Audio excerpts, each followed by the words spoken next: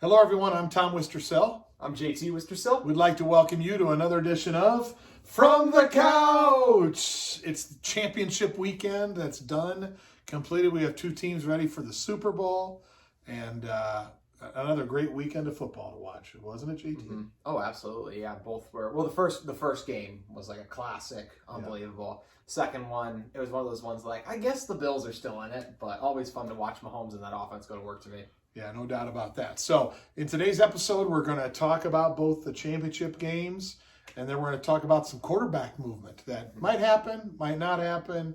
Who knows? A couple of players we're going to focus in on, but always fun to talk about the quarterback position, the most important position in sports. Yes. But first, let's talk about the games. And the first game of the day on Sunday was Tampa Bay visiting Green Bay. First time Rodgers got to host the NFC Championship game on the frozen tundra. So good for him.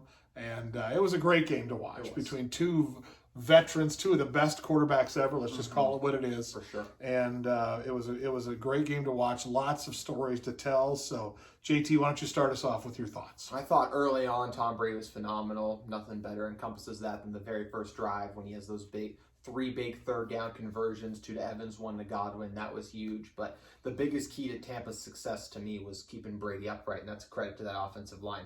That's a really good defensive line for the Packers, and they handled them very well. They only had 1 sack, and that was just when Kenny Clark, the really good Packers nose tackle, lined up across from a guy in their backup guard who was starting his second ever NFL game. They said, hey, that can't happen again, fixed it.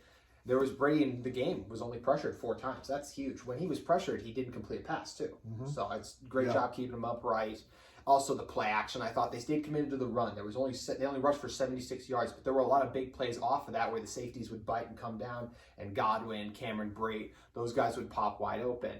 And obviously I love being aggressive at the end of the half. A lot of credit to Bruce Arians for that play calling, and not a lot of credit to Kevin King, who obviously very badly messed up, but Mike Pettin, honestly, I don't think he should have put him in position there. Should have played a deep zone for sure, like most people would do, unless you go to the Greg Williams school of letting up late touchdowns, the old Jets coach there. But Rodgers was fantastic too. I actually thought he was the better quarterback through especially when you conclude the second half, where he kind of got hot. Yes, late, he should have ran for it there, missed the opportunity there, but let's not forget Brady threw 3 interceptions in this game. Fun fact about Tom Brady also. Tom Brady in his playoff career has thrown three interceptions in 3 games. He's 3-0 in those games.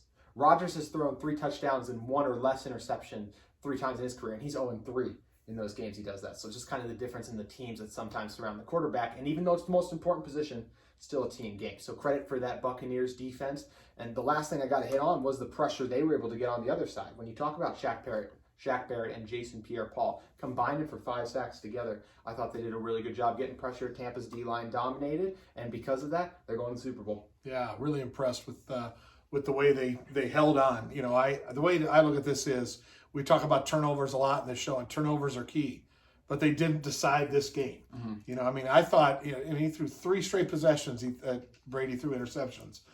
Got to be the first time in his life he's ever done that. Yeah. Threw three interceptions in 7 passes. So they were basically, in my mind at that point, trying to give the Packers the game. Mm-hmm. The Packers just couldn't take advantage of it and marched on and scored a touchdown. And so that was really disappointing. They made enough plays, Tampa Bay did, to win the game. I thought, obviously, there were bad decisions at the end. But number one, that starts with Aaron Rodgers. Mm-hmm. He could have run the first one in. He for sure, after I watched it over again, he would have for sure scored on the second one. He could have easily ran that in. He had about a 5-yard start. The player was fast, but he's faster than he looks. He would have scored for sure. And then when they didn't get it on 3rd down, then they kicked the field goal, which is a bad decision. I think everybody knows that now. Mm-hmm. He'd probably even admit it now, LaFleur would, that it was a bad decision. But nonetheless, the way he looked at it, he said he had 4 timeouts left, right? 2-minute warning and the 3 timeouts.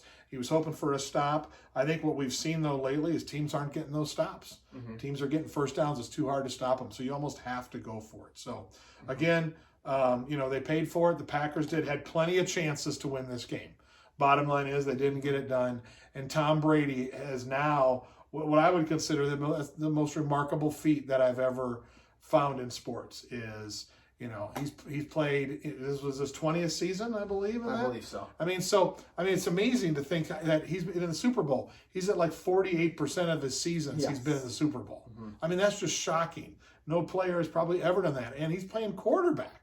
Not like some lineman that became a backup his last 5 years. Yes. Playing the most important position in sports. It's an amazing feat. And the Buccaneers play at home in the Super Bowl, so it'll be fun to watch. Yeah, it's big time. I wanted to get back. I think you made a good point of why we're seeing more teams in those situations be able to get the first downs. And I think that's because of more aggressive play calling. You go back to last week, throwing the ball with your backup quarterback to Chad Henne. And then this week, they aired it out a few times to Evan and Godwin in those situations when they were getting stopped. If they would have just ran it 3 plays, Packers would have gotten the ball back. Bruce Arians didn't want to do that, so I give him a lot of credit. How did you feel about the pass interference that kind of sealed the game? Yeah, I think obviously he grabbed his jersey and pulled him. Yeah, you would like to see more of those during the game get called. But the bottom line is, was it a penalty? Yes, it was. Should you make that call in the situation? You probably should. What do you think? I absolutely agree with you. At the end of the day, I don't think anyone's arguing that wasn't a penalty. I can understand the argument for consistency throughout the refs, but you have to make that call. That was more obvious than the ones other guys are talking about too, I think. The other ones were still pass interference, but we're talking about slight grabs versus kind of like where you and I are, the distance we're from. I'm holding your jersey here. You can see the jersey extension. The ref didn't want to throw the flag, but he had to throw the flag. So that's exactly right. So let's talk about Aaron Rodgers a little bit. So bummed out in the obviously very disgruntled afterwards. A lot of that's the emotion of losing a game. They should have won. Yes. So what do you think happens? How does this play out? I think he comes back for at least one more year. And originally, going into the season, I thought he was we thought he was gonna have the MVP caliber year. Did that and then burn him. But I think after looking at it, he's in a really good situation. As crazy as that may seem for how badly they treated him, I think LaFleur is a really good play caller. Grew in his second years. Last 2 years in a row, they're 13-3 in the regular season too. So it's still a really good team. You're not going to find many offensive lines in the protection like that. A huge part of them having 5 sacks was no David Bakhtiari. So if he's there, that could be a totally different game. And the final one, big one for me, is Devontae Adams. Those guys don't grow on trees, and they have an unbelievable connection. He is phenomenal right now. Adams is right in the prime of his career, and Rodgers is kind of in the twilight of his, but still, arguably had the best season of his career. So I think at least one more year in Green Bay. What say you? Yeah, number one, he is the franchise. They've done a bad job surrounding him with great players, no doubt about it. So they haven't shown him much love, which they should do. They should try to show him a little love here. But as you look at his contract here, he's got 3 years left on the deal. His cap, his dead money is $31 million on a $37 million cap. So that means if they get rid of him, they still have to count $31 million. So that means they can't get rid of him. Yeah. It's virtually impossible for them to get rid of him, and then it's down to $17 million. So maybe he stays a year, and then he goes. We'll wait and see. I think they'll do something this year to help out his receiving core. I think surprisingly they will. LaFleur will be smart enough to do that and help him out because he knows his success is tied to that. So I think that's what happens. Yes. I want to throw one more thing I didn't think about. We started this as a draft show, kind of like that. Do you remember who my losers of the draft were? No. It was the Packers. Was it? Because they didn't get better now. It was everything for the future. And yes, A.J. Dillon carried a dude to a first down one time. It was exciting to watch. Correct. I don't think Jordan Love was dressed. Joseph DeGuara, their third-round tight end fullback dude, got hurt. And then A.J. Dillon was the third-string running back all year. What if Chase Claypool, I know it's hard for you to think about, what if Chase Claypool was that first-round pick? He would have made a big difference to me because I think he's already better than Alan Lazard, who made a lot of mistakes in this game, and even going back to last week, he made a big one as well. So I just think that's a what if. If they had Chase Claypool, they'd be in the Super Bowl this year. Very well could be. Because him and Devontae Adams would have been a hell of a match together. So anyway, you don't have to worry about that though. I'm not worried about that. I got other problems with my Steelers. Anyway, let's move to the AFC. Yes. Let's talk about the Chiefs and the Bills. Bills with a good effort and made some plays early. But in the end, I think the speed and skill of the Chiefs just too much for them. And now they'll limp into the Super Bowl, which I'm sure we'll talk about a little bit. But nonetheless, Chiefs won 38-24 over the Bills at home and go to the Super Bowl to play the Buccaneers. So What were your thoughts on the Chiefs-Bills? It's funny, first of all, how Chiefs are down 9-0 to start the game, and no one is breaking a sweat that the Chiefs are going to come back. And of course, they're back already. Part of that is because of the Mecole Hardman muffed punt that gives the Bills great field position for that touchdown. But the Bills defense didn't stand a chance. Yep. Just too many weapons. Mahomes looked great. I mean, it didn't look like there was almost anything wrong with him. Tyreek Hill might be the most difficult player to tackle in space. No, he's not going to go over you or through you, but I mean, he can, no matter where. You think you got him cornered, his speed is just unreal. Takes that short little slant pass 70 yards there. Kelce, especially when you go zone coverage, as I was talking to you about yesterday with Travis Kelce, he is just so phenomenal. Always finds the soft spots there. Him and Mahomes have a great connection. This offense was clicking so much, they didn't even need Le'Veon Bell. Didn't even take a snap, which speaks to where he's at in his career and the dominance of this Chiefs offense. So impressed by them. Not impressed by Josh Allen. Thought a lot of inaccurate throws, but I will say at the same time, I thought the coverage was outstanding by Kansas City. That's one thing. They played a lot of man-to-man this year, made those guys grow up and really learn how to cover man-to-man because it's one of the more difficult things to do on the outside. And when you can cover on the outside, Frank Clark, Chris Jones, those guys are going to get after Josh Allen, make him uncomfortable. And it was clear that one team was a lot better than the other in this one. So props to the Chiefs, and we get baby goat versus goat now. Yeah, no, exactly right. Just looking through this, unfortunately the Bills kind of looked overmatched in the game, and just were never really a threat. It's Allen's QB rating was 60. So not real good. He did run for 88 yards, but the bottom line was Tyreek Hill, 9 catches, 172 yards. Travis Kelce, 13 catches for 118. So they just have too many weapons. Defensively, they played better than I thought they would. Yeah. That's just like you mentioned. They covered better than I thought they would. And unfortunately, it just didn't seem like much of a game. And, it's clear that they're the favorites. I saw they were favored by 3.5. The Chiefs were. I think we're in for a hell of a game. I think it's going to be great. I think the losing Eric Fisher is that's a big deal. When you think about the pressure that the Packers were under by the Buccaneers, Aaron Rodgers was under a lot of pressure by the Buccaneers front seven. And they're going to be able to do the same thing with the Chiefs because when both tackles are out, that's going to hurt the Chiefs. So we'll wait and see how that plays out. But nonetheless, it was a little bit, after the first game being so great, it was a little bit of a letdown. And but credit to the Chiefs. That's what they do to teams. They just say, we're just going to keep scoring points. If you can't score with us, well, then you're going to lose.